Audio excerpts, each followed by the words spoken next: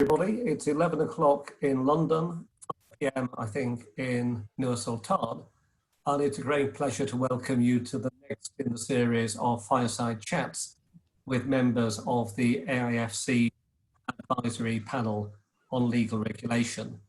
I'm Chris Kenny, I'm chairing the panel, and the panel's been working with AIFC management for about 2 years now to work out the best system of legal regulation to help attract both domestic and Kazakh lawyers and a wide variety of international firms into the AIFC, and to use that base of legal expertise to be a way to grow economic activity within the centre as a whole.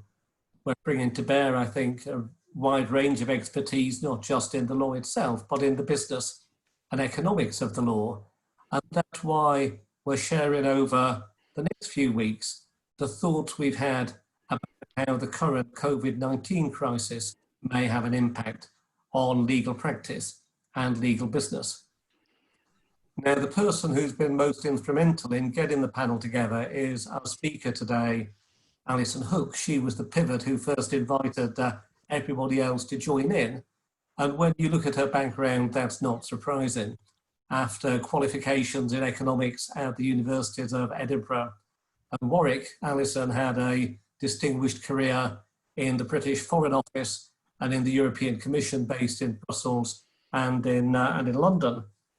She then became the head of international relations at the Law Society of England and Wales, where I first knew her and where she was really instrumental in pressing the message about trade liberalisation in legal services.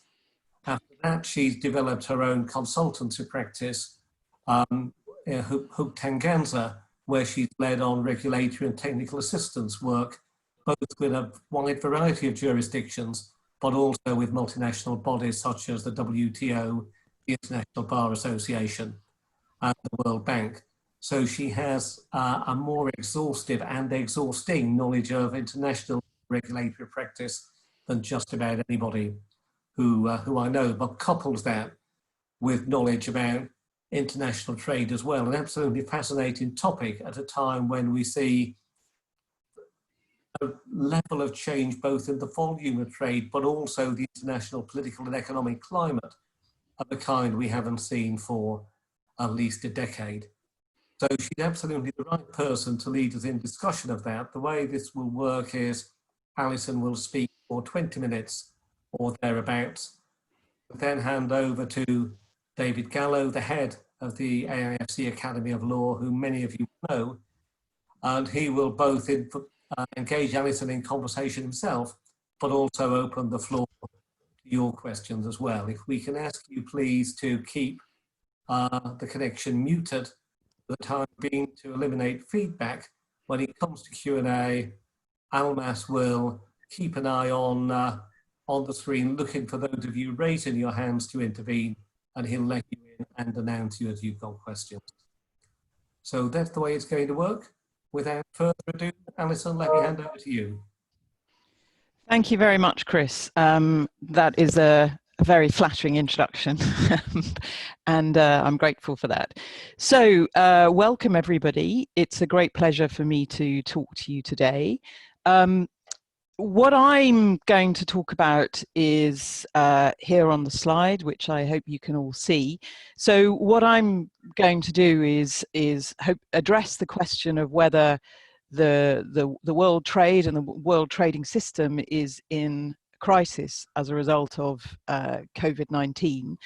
And I'm going to reflect on some of the responses that countries around the world have made to the health crisis. But then I want to bring it back to something which I hope is going to be very relevant to all of you, which is the importance of law, lawyers and institutions in all of this picture, and also to talk about the AIFC. So where I'm going to start is possibly quite scary for some of you who may not like looking at diagrams. But I think there is a lot that can be conveyed in this kind of picture. And I'm going to just spend a little bit of time talking you through what all of this means, all of these lines on this chart. So when we're talking about world trade, the first thing I want you to look at is the grey dotted line, which is leading up into the top of the screen. Now, this was the trajectory of world trade before the financial crisis. So this represents what globalization was bringing, basically a seemingly never-ending expansion of the extent to which countries around the world were doing trade together. And that's the kind of enthusiastic view that led to all the excitement around the Silk Road and various other initiatives. But then we had the financial crisis in 2008, 2009. And that's represented by the blue line, because the blue line is what represents what the real goods trade position was. So from 2000 to 2007, as you can see, the blue line follows the grey line. And what that means is that, you know, global goods trade was following the trajectory of ever expanding international trade. But then we had the financial crisis and we had that dip. So suddenly it was very difficult for businesses to get access to finance, export trade credits dried up, banks were not financing and refinancing companies. And consequently, there was a lot of global insolvencies, a lot of issues in getting access to credit. So trade dipped. But then, as we can see, it recovered, and the blue line, which is the real trade in goods, carried on. But you'll see that it never recovered back to the stage that it was predicted to be on before the financial crisis.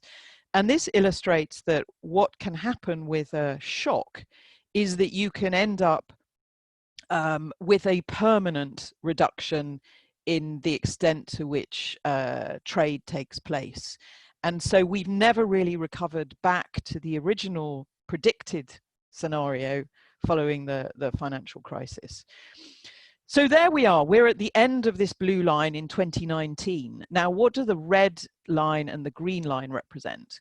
Those represent two scenarios that the World Trade Organization economists are currently predicting will happen as a result of the COVID-19 crisis.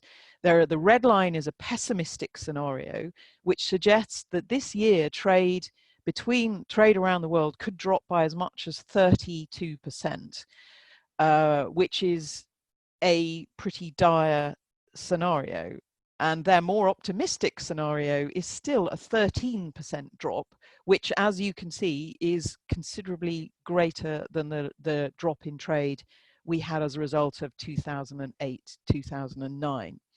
So the point of this is to illustrate that we are at a point where we need to be very conscious of the risks that the global economy faces. We've spent the last few months focusing very much on health and on ensuring that we try and limit as much as possible spread of the disease and the number of people who are affected by it. But now we face, coming out of this crisis, an issue around how do we help the world economy to recover. And the next slide, and I promise you this is the last slide, that actually shows a graph. This is a lesson from history, because those of you who are interested in global history and looking back may be aware that in the 1930s, the world went through a very severe depression, mainly driven by developments first of all in the US, but they were then, there was then contagion around the world as the world then consumed itself into trade war effectively. And there were a lot of different measures taken by countries as a reaction to the economic crisis that they faced, of making it worse by imposing trade tariffs on goods coming from outside and turning in on themselves and attempting to drive a recovery through purely domestic production. And so this is a warning from history about where we could end up, because the red line of which represents what happened to global trade in the 1930s shows the kind of contraction that we could be looking at under worst case scenarios. And many of you will be aware that what happened after the economic crisis of the 1930s was international crisis, war, and generally not a very good picture. So this is what we need to make sure that we're going to avoid. And what are the worrying signs, the things that we need to be, very careful about, because we're facing a situation in which we could be looking at history repeating itself. So the first thing is that there are quite a few countries that have taken trade restrictive action as a result of the health crisis, in particular restricting the export of medical supplies, of personal protective equipment, in order to ensure that they have enough supplies themselves. So that's been true of, say, the European Union, for example, put restrictions on the export of certain medical supplies.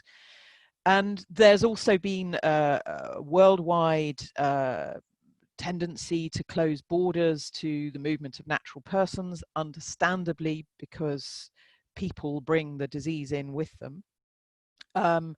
And then we also have restrictions on other kinds of goods, not simply those relating to medical supplies, in the form of food supplies, where many countries are concerned about food security.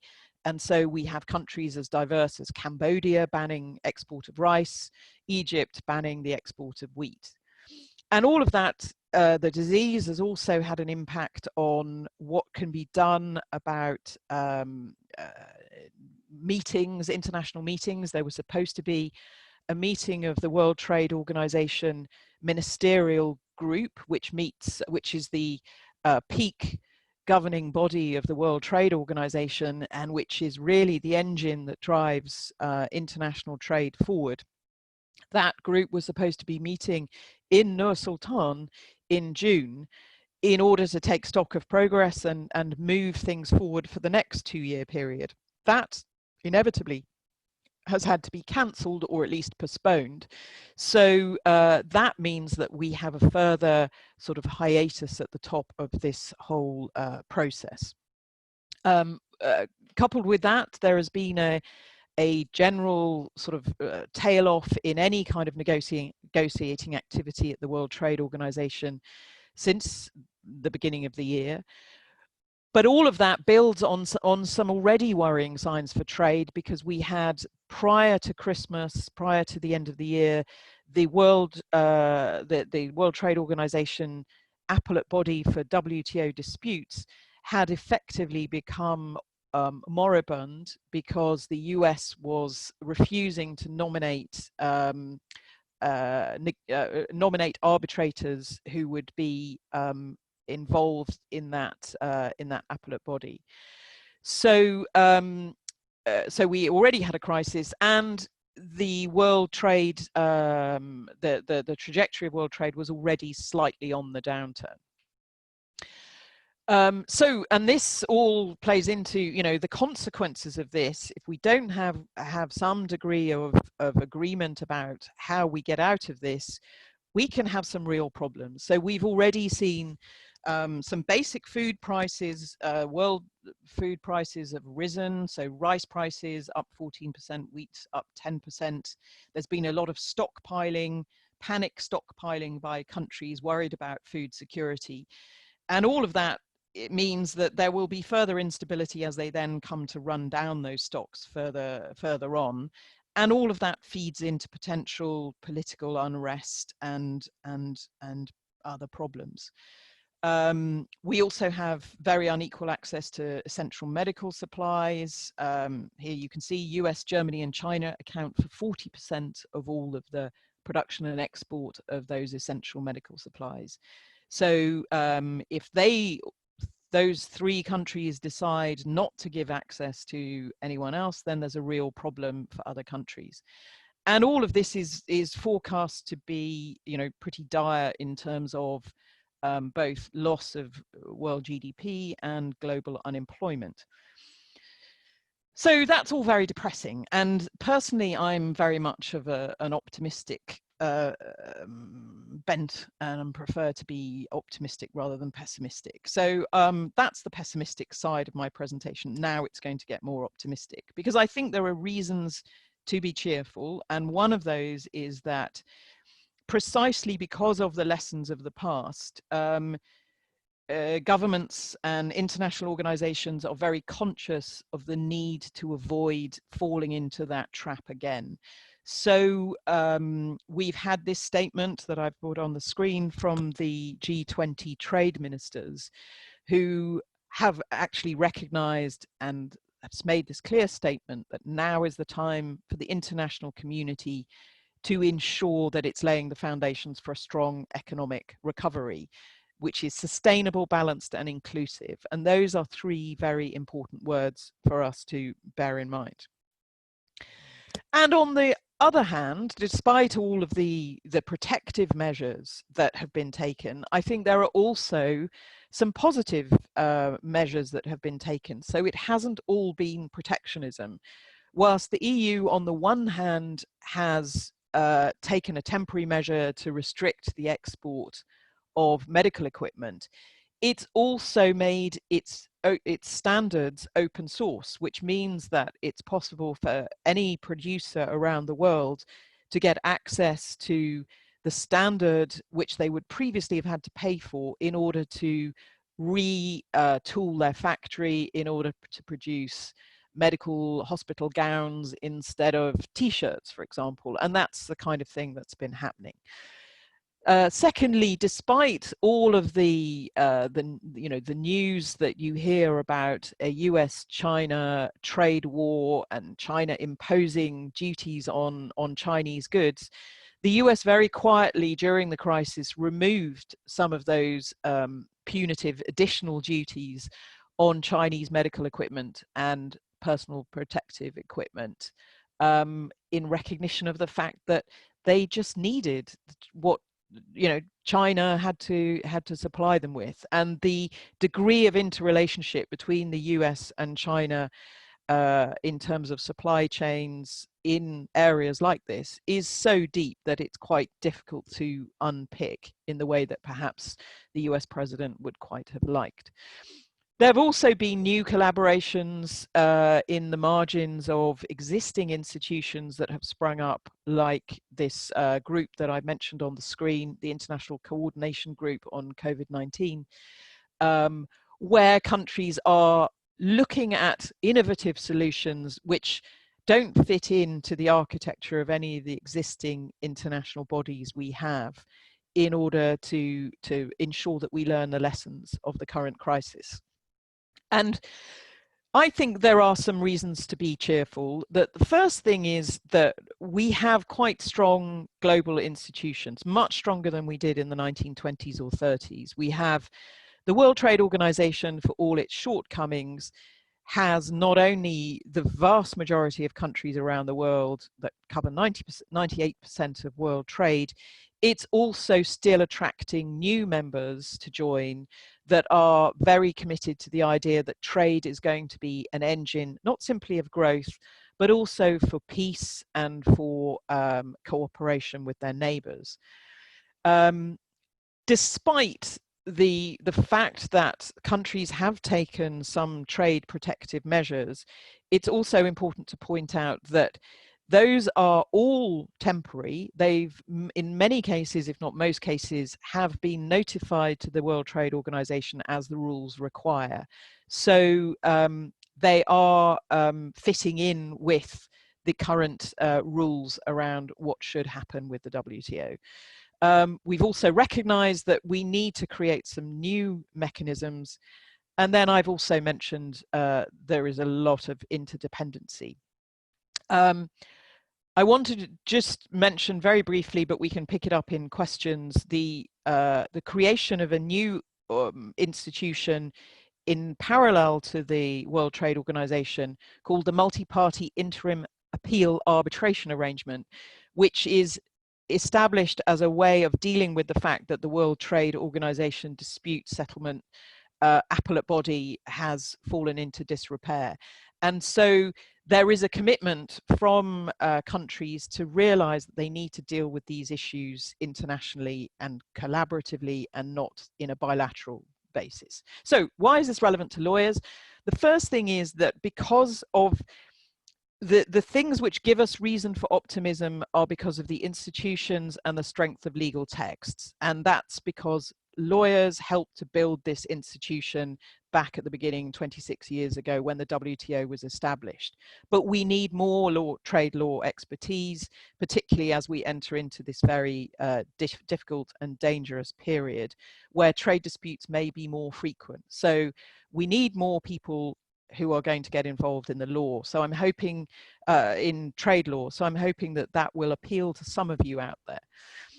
And for the AIFC, it's really important that we have rules-based institutions like the AIFC that are open and help to attract and provide a beacon for international cooperation in a region that also fits into a global architecture. And then finally, although the WTO ministerial meeting was postponed, it should still be held next year in Nur Sultan, and I hope that it will actually be using the AIFC premises.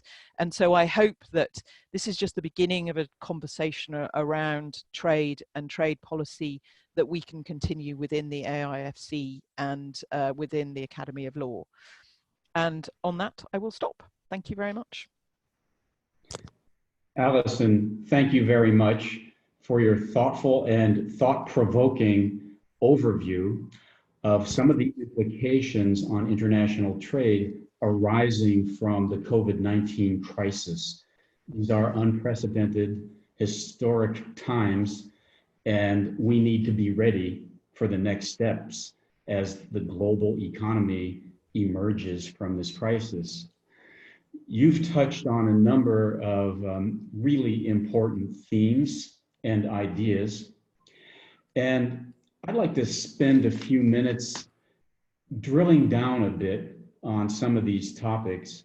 I mean, you touched on several things. The first is, of course, the potential global trade crisis that could be in store. And you referred to some historical economic collapses, most notably in 1932, the Great Global Depression, and in 2008, the financial crisis, which obviously had an international impact for many years. Your charts were interesting, especially the one that showed how global GDP, so output into a global number, and the extent to which the export activities correlated perfectly with the collapse of GDP. So when GDP is down, that means that trade and export activities also were down. And in fact, those activities were the key driver, the drivers behind the drop in GDP. So the two things move on a parallel path. That means that pretty much every country's output measured by GDP is going to be dependent on the extent of its export activity. So that was fascinating. You raised some questions around, well, what does all this mean in terms of ways to deal with the current situation so that we can reverse this downward global economic trend, which has already started. And you mentioned specifically that trade law, trade institutions, policymakers, rules, and so forth that have already been established that are intended to drive international trade. Let's face it, governments, in theory, all are committed to growing international trade so that they can play a bigger part in the global economy. Now, let's get even more specific. What does that mean for this audience? What does that mean for trade lawyers, for the future of trade lawyers? What does it mean for Kazakhstan, and what does it mean for the AIFC? Well, those latter categories, trade law and trade institutions, trade lawyers, Kazakhstan government, the AIFC and the Academy, these are solutions, things that we can mobilize going forward to turn things in the right direction. So I have a series of questions that I'd like to pose to you, and we can have a bit of a chat about them. Mm-hmm. Interestingly, even before COVID-19, there were some disturbing global megatrends, or maybe macroeconomic dynamics that were already in force, or that already had been activated, and now with COVID-19 have been exacerbated. So things like, and you mentioned them, there is a growing protectionism, almost an isolationist set of policies that were arising in some very key jurisdictions, not the least of which is the US, the UK, and China. The oil producing nations, it seemed more and more were becoming independent rather than interdependent in their decision making. And the most recent example would be Saudi Arabia began to make some unilateral production decisions that affected the world. The China and US trade disputes have been brewing for the past probably year or two at this point. Brexit has been underway for a while, but that also was having implications not only within the EU, but globally. The Group of Seven, there has been disruption. You haven't seen a lot of positive collaborative policy statements being made by that group. There's been more of a trend toward control your destiny, be independent, self-reliance, and really kind of a international move toward nationalism, if that makes sense. So with that, my first question to you, Allison, is given the difficulties in global economies coming together as political entities and establishing a productive, constructive way forward on how they could work together to achieve common goals, should we just accept that it's a given that, hey, maybe we're at the peak of liberalization and globalization and it's only downhill from here? Are there any reasons to be cheerful in this environment? Well, there's a lot in that question. I think that, first of all, I would say that I am a congenital optimist, so it's very difficult for me to sort of think sort of negatively about it all being doom and gloom. And in fact, there's one theory that I really like, because I think it's an optimistic theory, and in fact it comes from an economist, a Russian economist from the 1920s, 30s, who was asked by Joseph Stalin to explain whether the collapse of the depression in the West was likely to cause the collapse of capitalism. And this chap, Kondrashchev, went off and looked at the data, went back to the beginning of the Industrial Revolution, and came back and said, no, I don't think that is actually what's going to happen. What's going to happen is this is a technology cycle, and it's the end of a technology cycle. And what that means is that until the world finds the next technology that's going to drive economic growth forward for the next period, there is this period of unsettled activity. So that's exactly where we are now, because we have reached the end of the oil cycle, we've reached the end of the first wave of telecoms. We now need to find the next technology that's going to drive our economies forward for the next 50 years. And those lie, interestingly, in areas like environment, in looking at green technology and looking at artificial intelligence and the next wave of ICT.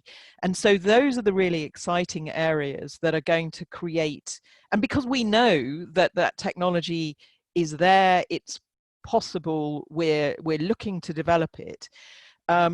The more that we have institutions like the AIFC that are in a position to be able to encourage those by driving finance and support and expertise into those areas, the more that we're going to be able to find the solutions to get out of these problems. And in the meantime, I think that I'm more optimistic than your comments would suggest you are, because I think that even if we have a rise of economic nationalism, what we are finding is that nobody is really producing a valid alternative to international cooperation. So even within the sort of US nationalism, they're still looking to cooperate. Trump is still looking to cooperate with other countries. He's still looking to come and have a free trade agreement with the UK. It's not a complete turning in on itself. It is a recognition that the institutions that we built after the Second World War, ranging from the IMF to the WTO to the UN, all now need to be reconfigured in some way for the next period. So I think that this is a really exciting period for anyone who is interested in building institutions, in being involved in international law, because this is a critical time when we can step forward and make a real difference. Thank you, Alison. Well, that is a nice segue to the next question that's on my mind, and that is, let's step back and look at this rebirth of populism that has occurred in some major economic zones. Places like China, Russia, of course, the US, India, Germany, Brazil, France. You're seeing these global trends in kind of political methodology and policy. What progress can realistically be made when you have populists like Xi, Putin, Trump, and Modi in charge? And how big a problem is the lack of US engagement? I know you mentioned Trump, still is pro-business theoretically, but as a practical matter, there's this larger trend that's happening across the globe, not just in the US. What do you think?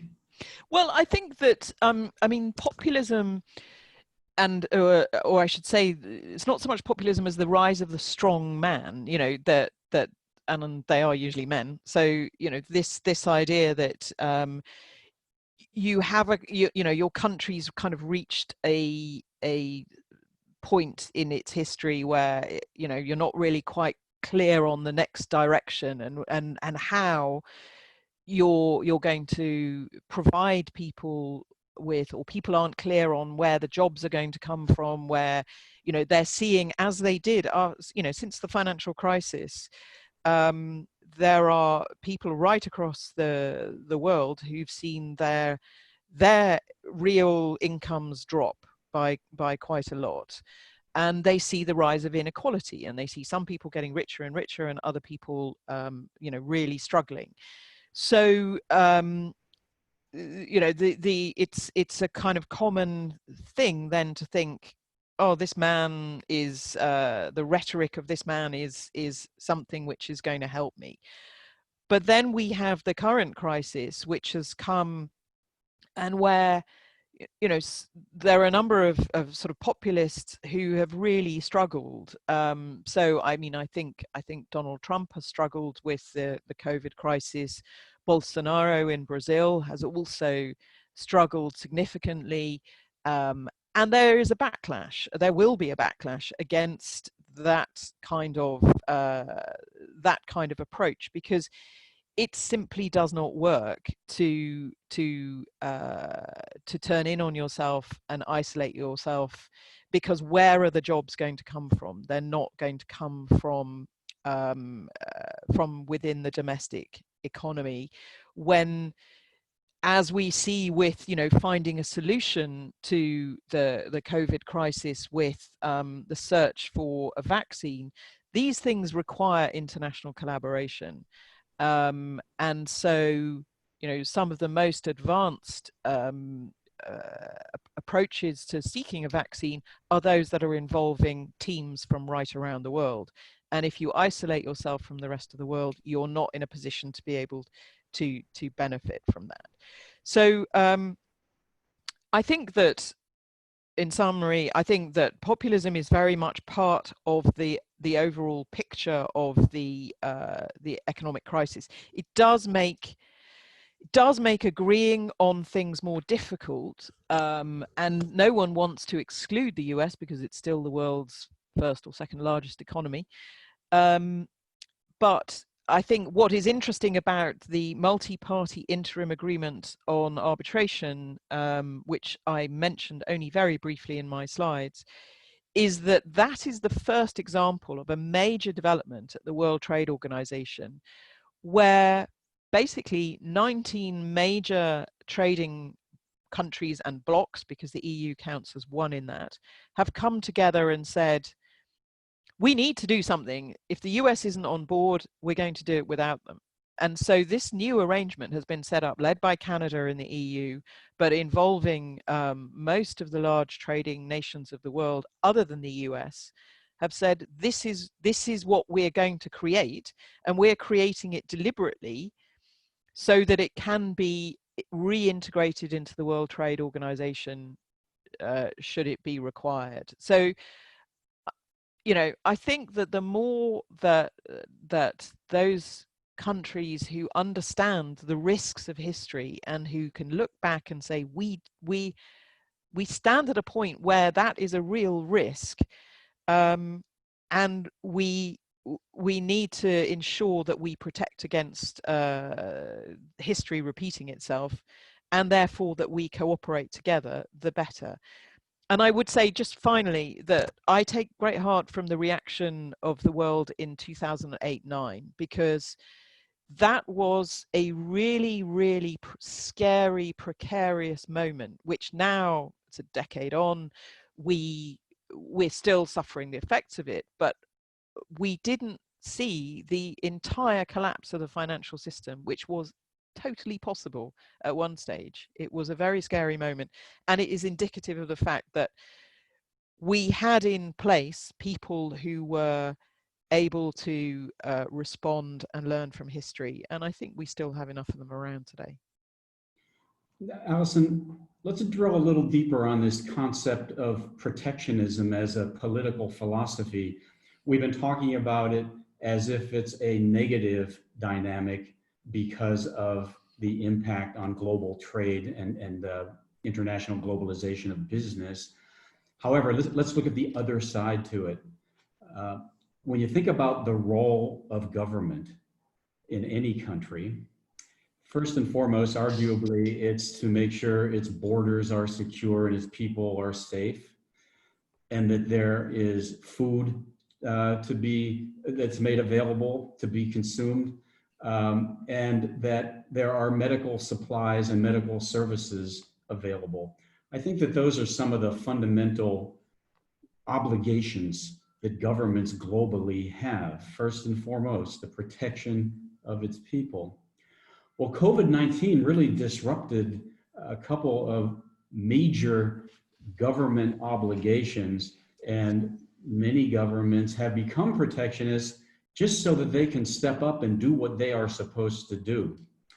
I think there has been a recognition that countries are dependent on global food supply chains as well as medical equipment availability. And with COVID-19, the disruption in food supply, the disruption in the availability of medical services, testing equipment, and so forth, brought home to certain countries, to most countries, that they may well be vulnerable, that in the times of crisis, when these supply chains are disrupted, there may not be food, for the populace. There may not be proper medical supplies. So there will be a number of lessons learned about what could be done differently to be less dependent on international supply chains. And so there has already been this move toward localization, so that goods and services and food can be produced either within a country or within a smaller consortium of countries that comprise regions. Now, what about that is, that's a positive impulse that governments have to try to manage this kind of risk going forward and make sure that they're better prepared. So what would be your comments around, one outcome of COVID-19 might lead to less globalized outsourcing and more local supply chains. And if that's the case, and it's already happening, will the same be true of legal services? Will legal services and lawyering become more local than global, or more regional than international? Because let's face it, commercial lawyers go to where the business is. If the business is regional and local, that's where lawyering will go. That's where the legal person will go. What are your comments on that? I think in terms of supply chain, you're absolutely right that the crisis has made businesses reflect on their supply chains and on the security of their supply chains. I think that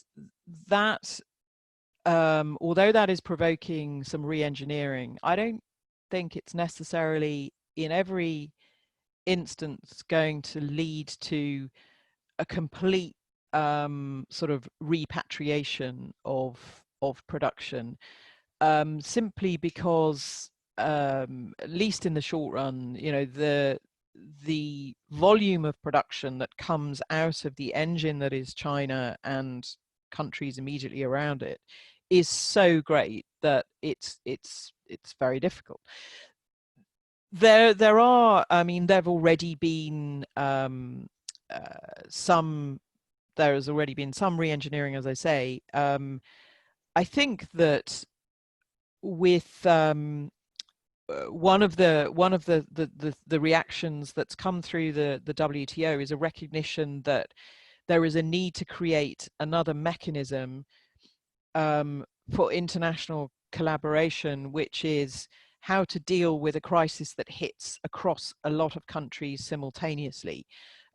Because although within the WTO rules there are rules that allow individual countries to, within perfectly legally, to take temporary measures to protect themselves, and temporary safeguards to protect their food security or their health,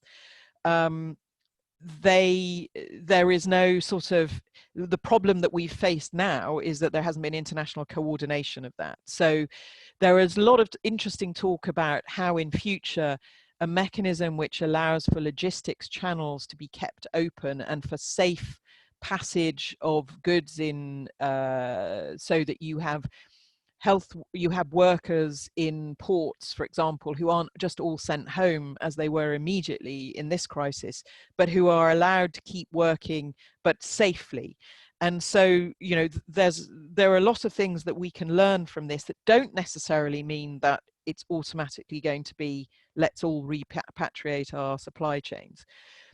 having said that, I think some of that is inevitable. And you ask about lawyers. Well, I think there was already a tendency within international law firms for some move away from the flag on the ground approach that perhaps drove them through the late 1990s, the 2000s, and that now there's been a shift much more to kind of more franchising arrangements, because in fact what you need to be able to serve your clients are a really good knowledge of the local law and local environment, in which case what you need really is to be really confident in your local lawyers that you work with. And so that's where we've started to see much more of a tendency across different parts of the world for international law firms working with international clients to go into alliances, to franchise with local law firms. And so that's where, I mean, just to give you a little bit of a plug, the Academy of Law is really important in terms of equipping lawyers in Kazakhstan and the neighboring countries to have the knowledge which makes them attractive as those franchise partners to international law firms. But a lot will depend on the international clients and the extent to which they are still willing to do business around the world. So law, as you say, is to some extent a taker in this, and will be very much dependent on the extent to which international business carries on. I think we could well see some regional players step up to fill in the gaps between, if major international players start to withdraw. And there are interesting businesses starting in Asia, in Africa, that perhaps are ready to take the place of what were previously the sort of global multinationals. I think your point about the possibility that the law, the rule of law, that legal professionals can lead the way when it comes to business development and economic development. Now, that's an interesting point. On the one hand, lawyers go where the business is, and as multinational companies become even more multinational, then the practice of law becomes international and global. So lawyers follow business, but maybe there is a theory that's viable that says maybe lawyers can lead the way, that through well-developed, sound systems of laws, that those systems can become the platform and the foundation for positive economic development, cross-border trade, become a conduit for international commercial transactions that may be highly complex, highly structured, and that requires competent, well-trained, emotionally intelligent, broad-based legal personnel who can really drive the application of those laws and drive the development and closure of those commercial transactions that really are the engine behind economic growth and GDP growth. Interestingly enough, I mean, if we're looking at the big picture, and you look at some pretty major legal systems and structures around that, there's a school of thought that says that the Magna Carta was fundamentally an economic document, not a political document or not a social document. And there certainly is a pretty strong theory that the US Constitution was also fundamentally an economic document. These documents were intended to protect landowners' rights and the ability of merchants to do business safely and to fundamentally protect their property. So when you look at that big picture as to the importance of law and the importance of having qualified legal professionals who can operate effectively within those systems, and to your point, advise clients appropriately as to what they should do, how they can grow their businesses, how they can collaborate and cooperate cross-border, and how that could be not only in the best interests of these business clients, but ultimately is going to be in the best interests of the public policies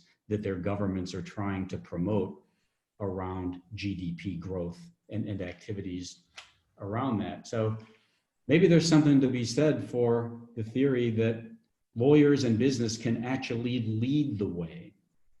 You know, Allison, it's funny, you know, this obviously can be a very broad-based conversation, and I know we don't have a lot of time left. But when you think about disputes in the past, wars among countries and nations and regions, I think it's fair to say that the genesis of probably the vast majority of wars had something to do with economics. And if we are promoting international trade, we're promoting collaborative arrangements, we're promoting international commercial contracts that at the end of the day are win-win. Parties enter into international commercial projects because it's good for each of the parties. And the output then becomes infrastructure development, job creation, GDP growth, quality of life improvement. Well, in times of prosperity, there is an interesting parallel that times of prosperity generally coincide with times of peace. And so on kind of a grander scale, you know, perhaps again, what we're doing here to educate lawyers at the Academy, to drive human capital development, to try and focus lawyers not so much on disputes and how do you effectively get out of those disputes and represent your client's interests. Those things, of course, matter. But 95% of what goes on in the legal commercial world is not disputes, it's transactions that are win-win. Yeah. So we could train lawyers to be emotionally intelligent, to have cultural sensitivities, to learn how to deal with foreign governments, to learn how to negotiate and compromise in ways that truly are win-win for your clients. Well, maybe that's, you know, the secret to how we might be able to help move things forward. And on a related note, Allison, my next question would be, what would have happened if that trade ministers meeting in Nur Sultan had not been canceled? And what if we reschedule it? Or what will happen in its place? What do you think is kind of the next step that trade ministers will be focusing on? Yeah, well, the way the World Trade Organization works is that these ministerials happen every 2 years. It's just, you know, that's the way they happen. And so they try and get the negotiations to fit in so that you work towards being in a position to take a decision.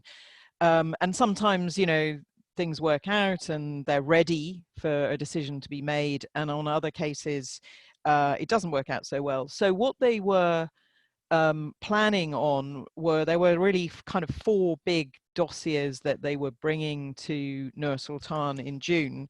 2 of those were dossiers on which they hoped to actually kind of move the sort of international trading environment forward on. One of them was domestic regulation in services and an agreement around some principles that countries should look at when they were regulating services. So around transparency, on, you know, making procedures clear for people so that if you were trying to become either establish in another country or provide services cross-border, it was clear what you had to do. The second element was on e-commerce, and this is an area where the WTO is currently, to some extent, there is a lot of work and a lot of thinking going on. They're still sort of struggling to really understand what the impact of technology is on trade and how much can be done remotely. And if you think about it, with things like sort of 3D printing, now you don't need to produce a good somewhere. You can sort of email it and it can be printed out in the country you're in. So there are, not that that's a realistic thing for much trade, but those kind of things are completely revolutionizing the way in which we think about trade. Then there were some more traditional dossiers on which they weren't really quite yet in a position to be able to agree. One was on fish subsidies and another on agriculture, perennial issues.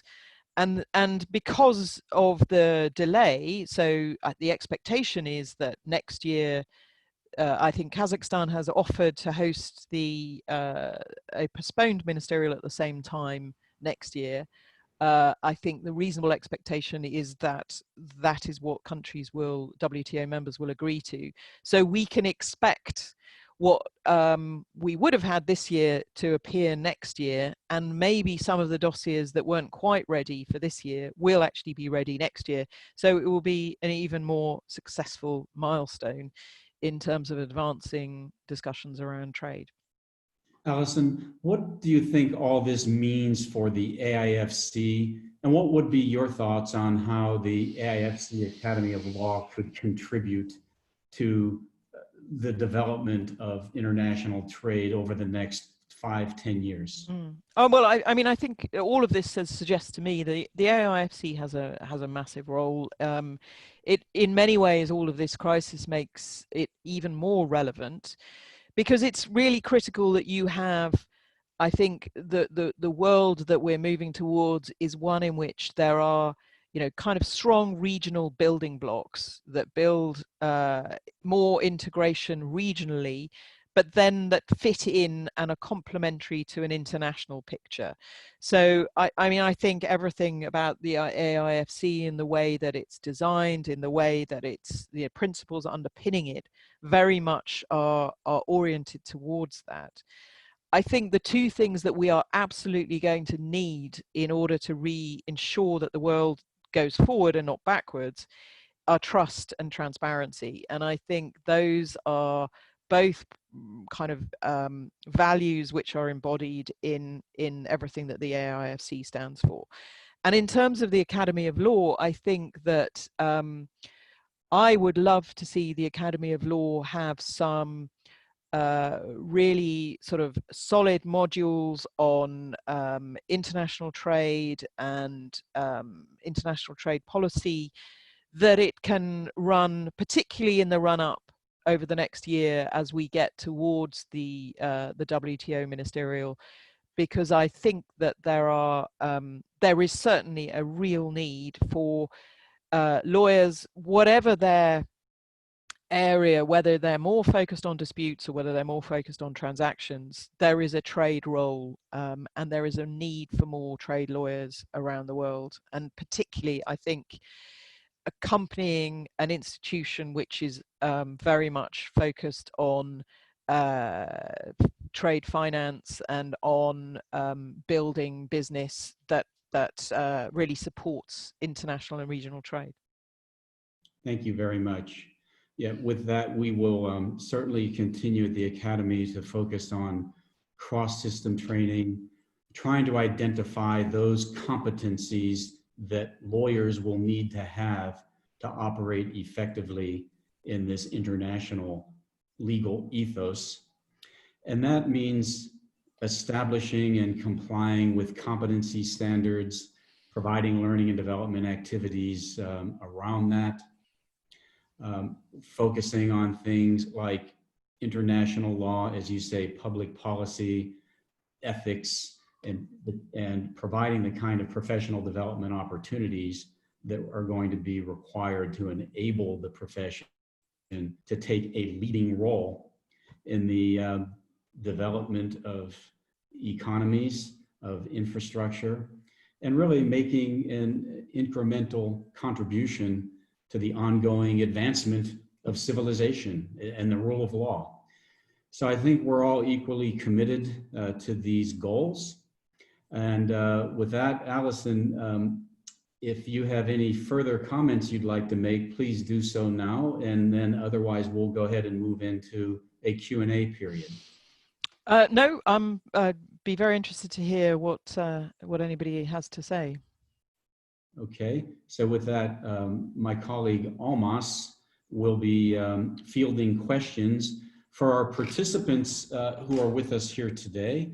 And I see we have about 50 of you. That number has been bouncing around, but we're around 50 right now.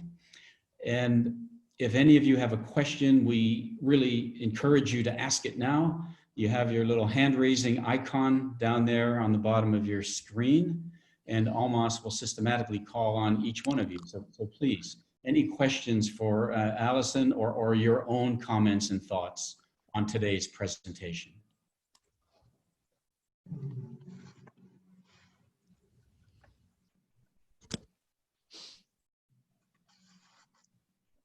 Good afternoon, dear guests. So maybe you will not able to have to find this button. It's in the right bottom of the list of guests, raising hand button.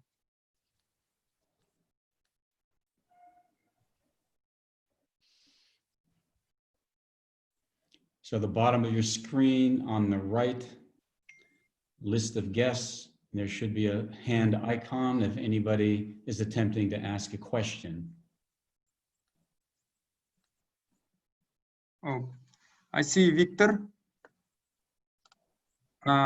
Please try. Hi, Alison. Thank you for your presentation. Just one question on what do you think? How businesses could benefit by using the AIFC in these current international trade circumstances? Allison, yeah. I think what we're talking about right now is probably a little bit kind of, we're too much in the eye of the storm right now. So I think that it's going to be, you know, the AIFC's real relevance is going to be sort of once we come out of the lockdowns that are around the world and businesses are then sort of starting to look forward. I think one of the things which has come out of this, we have to unfortunately recognize, is that there is a bit more suspicion of China in some parts of the world. I've heard that the Japanese government has been encouraging Japanese businesses, for example, to withdraw from China. And that's where I think an institution like the AIFC, which attempts to really link the world together and keep the principles of the Silk Road open, I think is going to be really important. So I think the AIFC will, particularly over the next few years, become vital as a bridge between China and some of the rest of the world.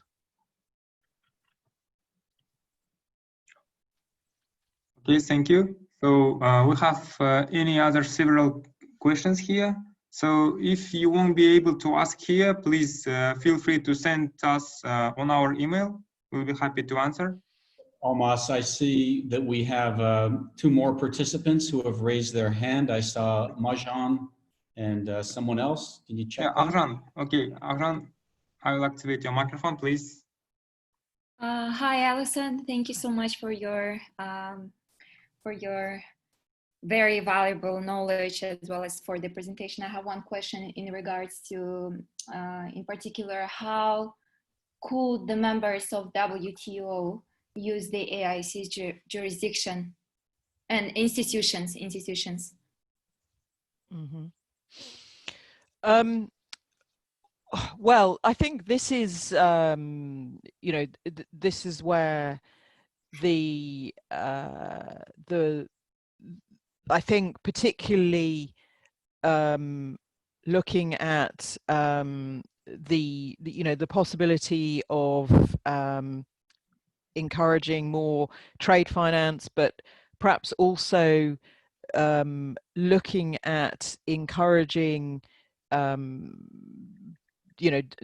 WTO members to see the innovation that's coming out of the AIFC in terms not of financial products, but also related, say, green finance, and also technology through the development of the the innovation side of the AIFC. So I think there's a real opportunity between now and when the WTO ministerial is re-planned for next year, for the AIFC to sort of think about how it can use that opportunity when there will be a real spotlight from the international trading environment on the AIFC, and you have not only delegates from 170 countries coming, but you will also have a very big sort of NGO, non-governmental organization community that comes with it, which includes a lot of the business community. So that's where you get the sort of chambers of commerce and all of those kind of bodies that and trading organizations, that represent different groups of people. So I think I'm not sure what plans were already in place, but I think it's a good opportunity to sort of think about what the AIFC can prepare for that community to really showcase itself and what it has to offer next year. Mm-hmm. Thank you. Thanks. The next question is from my colleague Marjan. Marjan, please.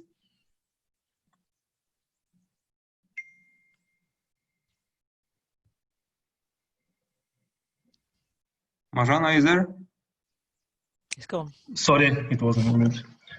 Yeah, thank you for a very useful PowerPoint presentation. So my name is Marjan. I'm associate at AEC Authority. My question is the following. How do you think is e-commerce the ultimate future for small and medium enterprises, I mean businesses? It's a good question. I think that it's inevitably going to play a much bigger role in future. It's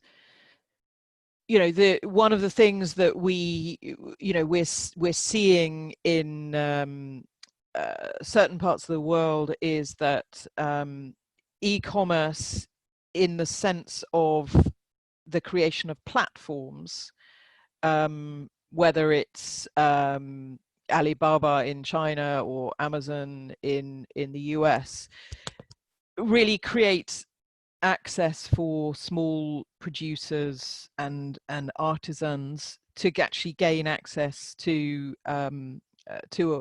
distribution channels that they wouldn't normally have. What we need to also be careful of is the power that those e-commerce platforms can acquire. So I think there's a need for both considering how those e-commerce arrangements and platforms are kept sort of competitive, so that small and medium-sized producers are not dependent on monopoly access to customers which are provided by e-commerce platforms. So we want competition between e-commerce platforms, and we want governments to be able to facilitate those. And there is a lot of work going on at the moment. The World Bank in particular, I know because I happen to be involved in some work that they're doing in Asia, are looking at where there are potentially still barriers to e-commerce and how those can be removed. And I don't know what the situation is in Central Asia, but I know that in sort of some places like India, there are, whilst you're allowed to have a platform to sell products, you're not allowed to have a warehouse arrangement. So you know, that can then have a knock-on effect on relationships between an e-commerce platform and a small, medium-sized producer. So I think this is a really exciting area, and one that is, you know, where the law is developing, where international rules are developing, where countries are still trying to grapple with what's you know, what's the right thing to do. So yes, a really exciting and promising area, and one that may not entirely substitute for other ways in which SMEs can do business, but which means that they are, you know, potentially have access to international customers in a way that they wouldn't in the past.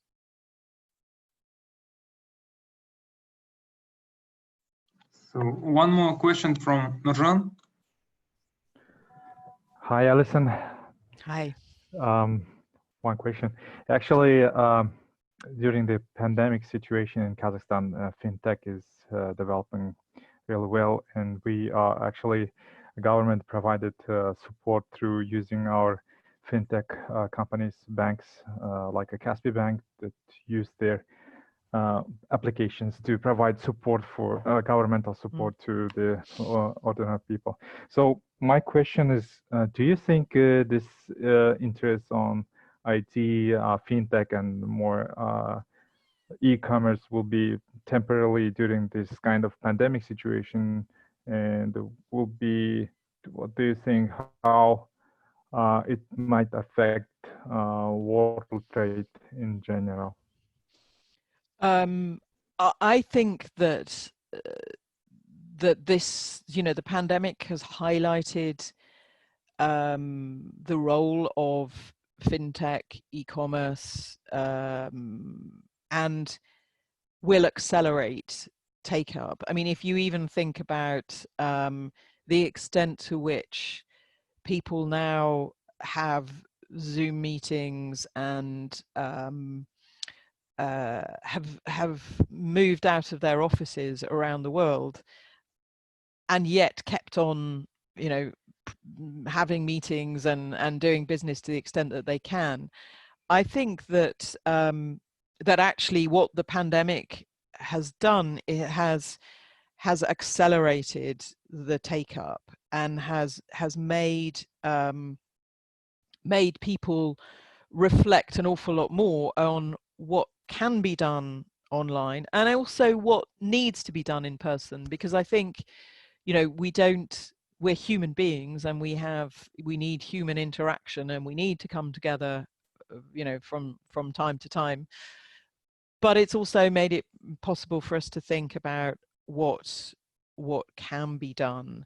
I don't know in Kazakhstan, but I know that in some other parts of the world, you know, fintechs have stepped up very well in the crisis, and governments have, in some cases, relaxed requirements in order to enable technology to provide solutions where otherwise, you know, they were reluctant. And it'll be interesting to see whether they can go back from that. So another, in a completely different area other than finance, we've seen sort of 3 or 4 countries change their rules on telemedicine to allow doctors to give virtual consultations, sometimes across borders, in ways that they would not have previously been allowed to do. So I think that once you've shown people what's possible, it's quite difficult to put that genie back in the bottle. So I think that there's still a lot of work to be done. There's a lot of work to be done around fintech in terms of building up sort of trust in fintech, in ensuring that we have appropriate rules. They may be different requirements, but that they're able to handle the issues that are specific to fintech and other kind of tech businesses. But I think that everything is pointing to the need for that process to be accelerated. So I don't think we're there yet, but I think, and I would expect to see an acceleration of discussions about e-commerce and fintech and tech generally. Bearing in mind also that, and this is maybe another sort of issue for the AIFC, bearing in mind that there is also predicted to be some kind of more of a crisis of financing. So what we have experienced in the last few years has perhaps been a slightly unstructured rush to invest in things that have tech attached to them without being very discerning about what those actually are and what benefits they're delivering. So there's been a lot of investment, venture capital money that's gone into companies that are billed as the next unicorn, that maybe have a lot of customers but are actually not making any money, and it's not clear how they're ever going to make any money. And so the prospects for those kind of tech businesses, if you can call them tech businesses, are not very healthy long term. But where we can start to see real tech emerge, I think that will be that'll be something that we need to ensure that there is finance available for. So that's where I think the AIFC could play a really important role in ensuring that money is still available to fund development of technology in areas that really have something to contribute.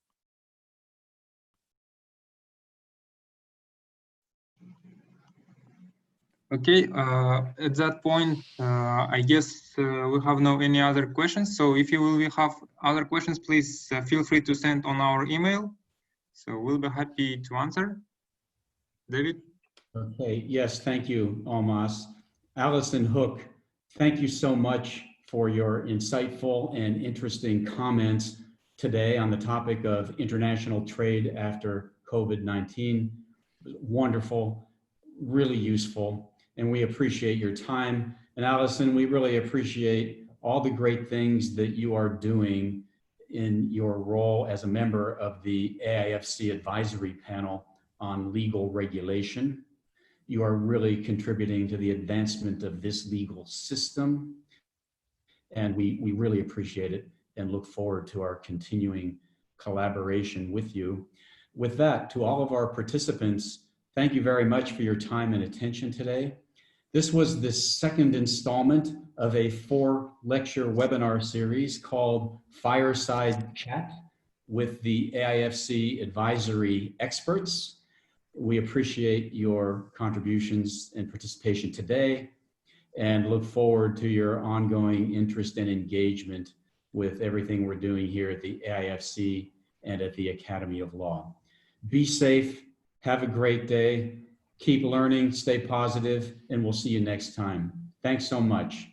Bye-bye. Thank you very much.